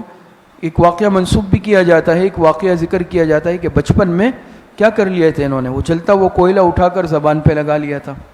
وہ واقعہ آپ حضرات پڑھ چکے ہوں گے. تو اس سے ان کی زبان میں لکنت آ گئی تھی، اور جب اللہ پاک بھیج رہے تھے نا کہ اذهب، ان کو اور حضرت ہارون علیہ السلام کو، فقولا له قولا لینا لعلهم یتذکرون، وہ ساری تفصیلات ہے. تو انہوں نے کہا تھا نا کہ میرے بھائی ہارون کو میرے ساتھ کر دے. ہوا کیا ہے وہ آیت، هو افصح منی لسانا فارسل ما يريد ان يصدقني، وہ بولنے میں مجھ سے زیادہ فصیح ہے. مفسرین نے لکھا ہے کہ ان کی زبان مبارک میں کچھ لکنت تھی اس کی وجہ سے. تو یہ جو فرعون تھا، یہ فرعون بدماش، یہ اس کی طرف بھی اشارہ کر رہا ہے. یہ فرعونیوں کا کام ہوتا ہے کسی کی ذاتیات پر اتر آنا. آج بھی ایسے فرعون کی اولاد موجود ہے، جب دیکھتے ہیں کہ اب میرا تو کوئی بس چلتا نہیں ہے تو پھر کیا کرتے ہیں، پھر ذاتیات پر، شخصیات پر اتر آتے ہیں، کیچڑ اچھالتے ہیں علماء پر، نیک لوگوں پر، متقین پر، اللہ والوں پر، بزرگوں پر، علماء پر، صلحاء پر کردار کشی کی کوشش کرتے ہیں. اب یہ پیغمبر کی کردار کشی کی کوشش کر رہا ہے یہ بدبخت انسان. پہلے تو اپنے مال و دولت کا رعب جمایا کہ دیکھو میرے پاس تو محل ہے، نہریں بہہ رہی ہے، میرا حکم چلتا ہے، میری بادشاہت ہے، اور اس کے پاس کیا ہے، امن ھذا الذی هو مہین العیاذ باللہ، کہ اس کی تو کوئی عزت ہی نہیں ہے، بے عزت. اور پھر کہا کہ ولا یکاد یبین، وہ تو بات بھی صحیح نہیں کر سکتا، اس کی زبان میں لکنت ہے. سمجھ میں آ رہی ہے، یہ اہانت کر رہا ہے. آج بھی فرعون کی ذریت علماء کی اہانت کی کوشش کرتی ہے. ذریت فرعون انبیاء کے ورثہ کی اہانت کی کوشش کرتی ہے. جس طرح فرعون نے پیغمبر کی اہانت کی کوشش کی تھی، آج فرعون کی اولاد انبیاء کے ورثہ کی اہانت کی کوشش کرتی ہے. جس طرح فرعون کو اللہ نے ذلیل اور غرق کیا، یاد رکھیں جو علماء کی اہانت صلحاء کی، نیک لوگوں کی، دینداروں کی کرتے ہیں، ان کو بھی اللہ پاک فرعون کے انجام سے دوچار کریں گے. بات سمجھ میں آ رہی ہے؟ وہ فرمایا ولا یکاد یبین، وہ تو صاف گفتگو بھی نہیں کر سکتا. فلولا القی علیہ، تلبیس فرعون، اب دیکھو دھوکہ دے رہا ہے اپنی قوم کو. فلولا القی علیہ اسورۃ من ذہب او جاء معه الملائکۃ مقترنین، اب دھوکہ دے رہا ہے. کیا کہتا ہے، پس کیوں نہ ڈالے گئے اس پر سونے کے کنگن؟ اگر یہ پیغمبر ہے، اللہ پاک کی طرف سے نبی بنا کر بھیجا گیا، اس کے ہاتھوں میں سونے کے کنگن کیوں نہیں ہے؟ او جاء معه الملائکۃ مقترنین، یا اس کے پاس فرشتے کیوں نہیں آتے قطار بنا کر، یا اس کے پاس فرشتے قطار بنا کر کیوں نہیں آتے؟ یہ اصل میں فرعون جو تھا یہ اپنے ہاتھوں میں سونے کے کنگن پہنتا تھا، اور لکھا ہے مفسرین نے کہ جس پر مہربان ہوتا درباریوں میں اس کو بھی پہنا دیتا تھا، جس پر مہربان ہوتا. اور اس کے سامنے اس کی فوجیں قطار در قطار ایسے سامنے کھڑی رہتی باادب ہو کر، اس کے سامنے سر جھکا کر اس کی فوجیں، اس کو بڑا فخر تھا اس پر. تو کہہ رہے ہیں کہ بھئی یہ دیکھو میرے ہاتھوں میں سونے کے کنگن ہیں، میرے سامنے میری فوجیں جو ہے ہاتھ باندھ کر قطار باندھ کر کھڑی ہوئی ہے. یہ اگر اللہ پاک کی طرف سے پیغمبر ہے تو اس کے پاس تو نہ سونا ہے، نہ سونے کے کنگن ہے، نہ اس کے ساتھ فرشتوں کی جو ہے فوجیں آئی ہیں جیسے میری فوجیں میرے ساتھ کھڑی ہے. سمجھ میں آ رہی ہے؟ تو جس طرح میرے ساتھ میری فوج کھڑی ہوئی ہے، میری جو ہے قوم کھڑی ہوئی ہے، درباری کھڑے ہوئے ہیں، اس کے ساتھ بھی تو فرشتے آتے نا لائنیں بنا کر. وہ تو ہے ہی نہیں، تو یہ کیسا پیغمبر ہے؟ دھوکہ دے رہا ہے.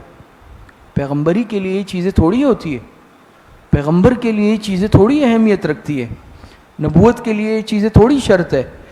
بات سمجھ میں آ رہی؟ فاستخف قومه فاطاعوه، وہ بھی اس کی جو ہے قوم تھی تو اس کو مغلوب العقل کر دیا. فاستخف قومه، قوم کو مغلوب العقل کر دیا، ان کی مت ماری گئی. فاطاعوه یعنی الو بنایا. حضرت استاد صاحب نے اس کا معنی لکھا ہے نا، یعنی قوم کو الو بنا دیا. بات سمجھ میں آ رہی ہے؟ فاطاعوه، وہ اس کے کہنے میں آ گئے. کہ واقعی یار ایسا تو نہیں ہے.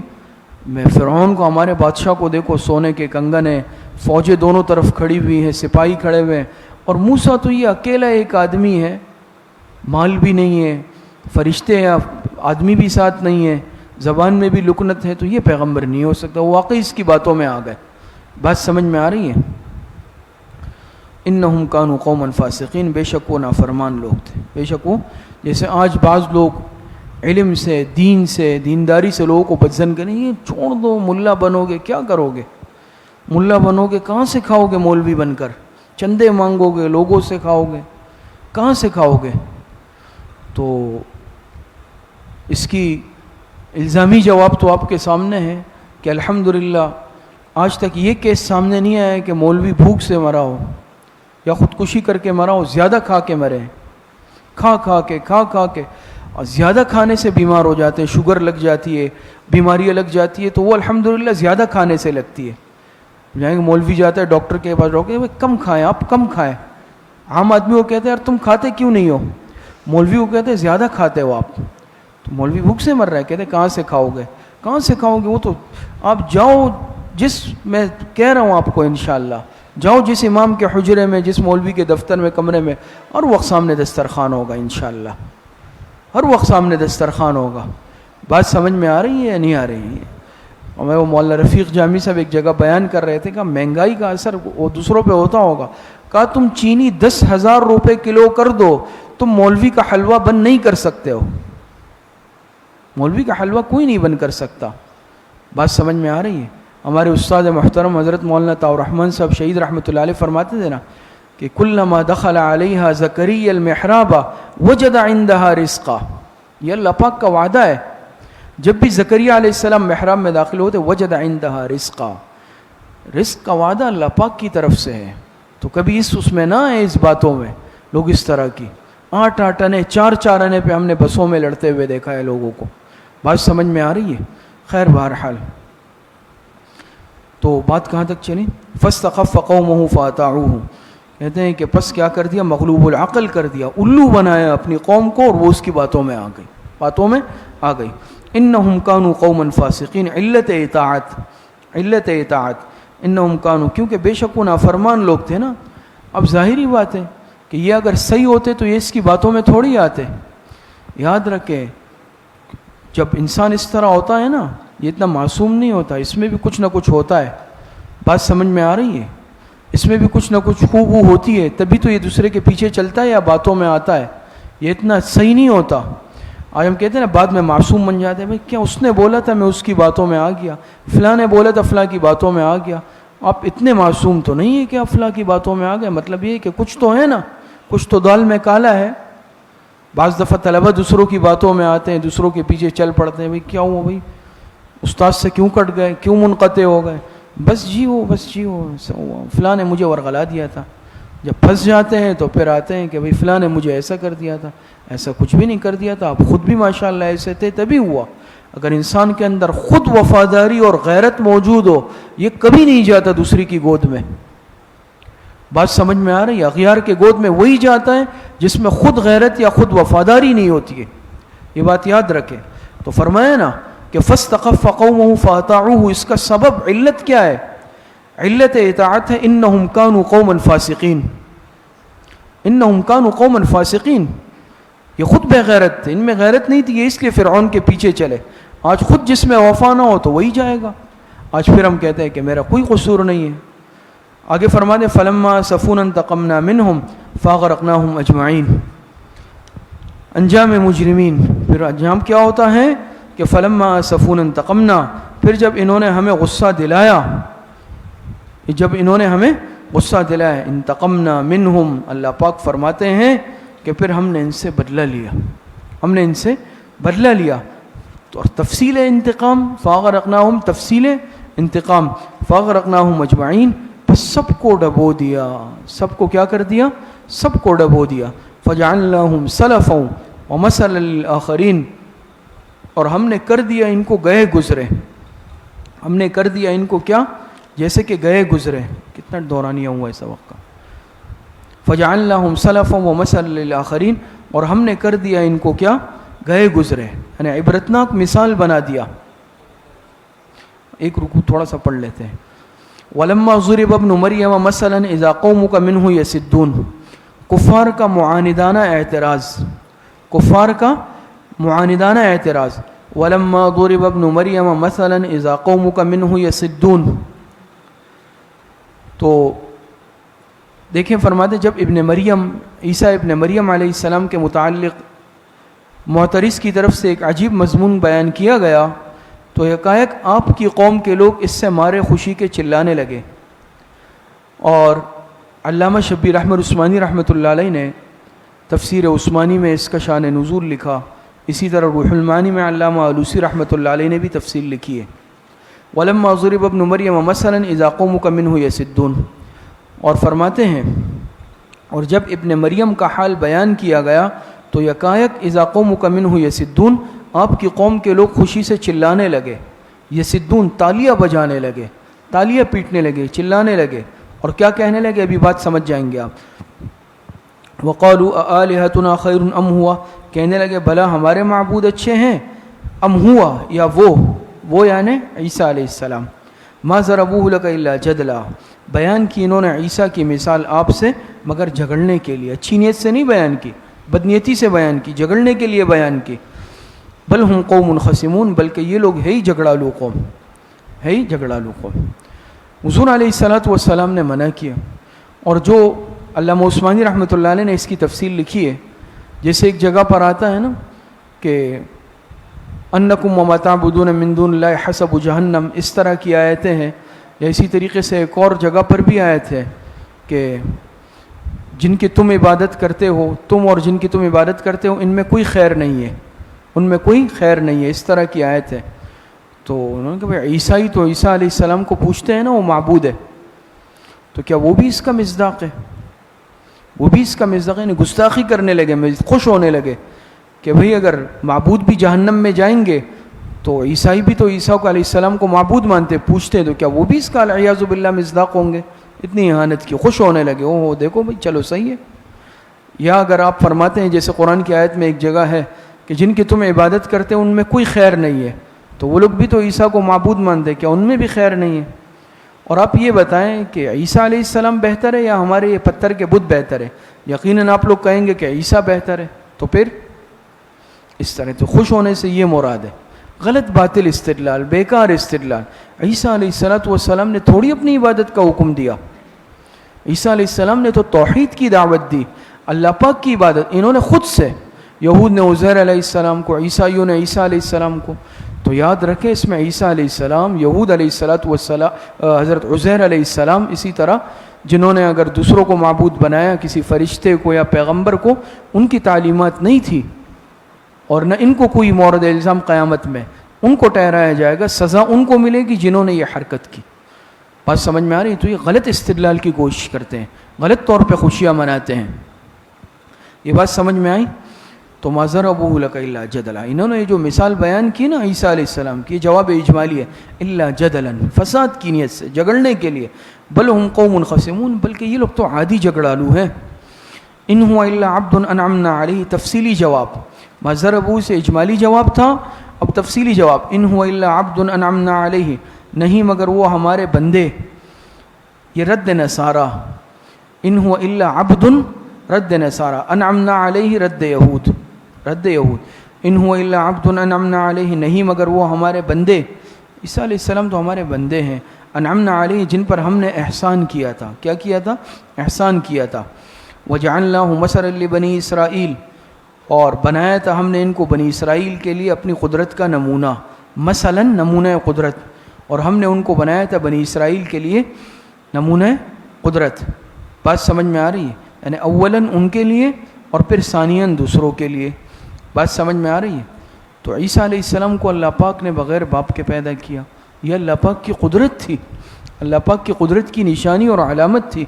بات سمجھ میں آ رہی ہے؟ وَلَوْ نَشَاءُ لَجَعَلْنَا مِنْكُمْ مَلَائِكَةً فِي الْأَرْضِ يَخْلُفُونَ، نصارہ کے مغالطے کا رد. اور اگر ہم چاہتے لَجَعَلْنَا مِنْكُمْ مَلَائِكَةً، تو پیدا کرتے تم سے فرشتوں کو. سمجھ میں آ رہی ہیں؟ تو پیدا کرتے تم سے فرشتوں کو فی الارض یخلفون، جو تمہاری جگہ زمین میں رہتے، جانشین ہوتے. کیا ہوتے؟ جانشین. یعنی عیسیٰ علیہ السلام کی خلقت خلاف عادت سے ان کی الوہیت پر استدلال باطل ہے. ٹھیک ہے، ان کی تخلیق اللہ پاک نے خلاف عادت فرمائی، خارق عادت معجزے کے طور پر ہوئی ہے، لیکن اس سے ان کا الہ ہونا لازم تھوڑی آتا ہے. وہ اللہ پاک کے بندے تھے. بات سمجھ میں آ رہی ہے؟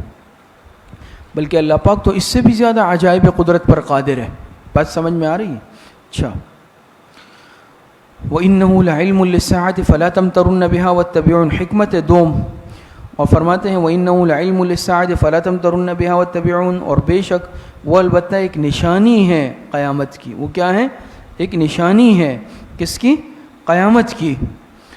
فَلَا تَمْتَرُنَّ بِهَا وَاتَّبِعُونِ، پس تم اس میں شک نہ کرو. وَاتَّبِعُونِ ای اتبعونی، اور میری پیروی کرو. تو فَلَا تَمْتَرُونَ اصول کامیابی نمبر 1 اور وَاتَّبِعُونَ اصول کامیابی نمبر 2. تو فَلَا تَمْتَرُنَّ بِهَا ای فی وقوعها، وَاتَّبِعُونَ ای وَاتَّبِعُونِی، پس تم اس کے وقوع میں شک نہ کرو اور میری اتباع کرو. 2 اصول کامیابی. ھذا صراط مستقیم، یہی سیدھا راستہ ہے. وَلَا يَصُدَّنَّكُمُ الشَّيْطَانُ اصول کامیابی نمبر 3، اور نہ روک دے تم کو شیطان اسی راہ سے، اسی راستے سے. اِنَّكُمْ لَكُمْ عَدُوٌّ مُبِينٌ، علت کیوں کہ اِنَّهُ لَكُمْ عَدُوٌّ مُبِينٌ، بے شک وہ تمہارا کھلا دشمن ہے بلا شبہ. وَلَمَّا جَاءَ عِيسَىٰ بِالْبَيِّنَاتِ، دلیل نقلی تفصیلی نمبر 4. دلیل نقلی تفصیلی نمبر 4 فرماتے وَلَمَّا جَاءَ عِيسَىٰ بِالْبَيِّنَاتِ، اور جب عیسیٰ نشانیاں لے کر آئے. بالبینات، بینات سے مراد دلائل توحید، معجزات لے کر آئے. تو قال قد جئتکم بالحکمت، تو انہوں نے اپنی قوم سے کہا کہ بے شک میں تمہارے پاس لایا ہوں حکمت کی باتیں. میں لایا ہوں تمہارے پاس بالحکمت، پکی باتیں، حکمت کی باتیں.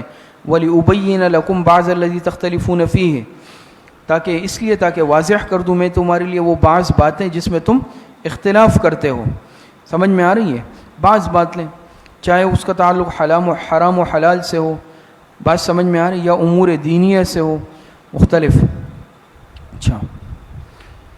فَاتَّقُوا اللَّهَ وَأَطِیعُونِ اصول کامیابی نمبر 1، پس تم اللہ سے ڈرو. وَأَطِیعُونِ اصول کامیابی نمبر 2، اور میرا کہنا مانو، میری اطاعت کرو. ان اللہ هو ربی وربکم فاعبدوہ، بے شک اللہ ہی میرا اور تمہارا پروردگار ہے. بے شک اللہ ہی تفصیلی اطاعت.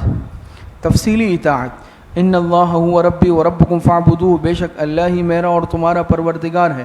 فاعبدوہ، تو هو ربی وربکم اصلاح عقائد، اور فاعبدوہ اصلاح اعمال. ٹھیک ہے،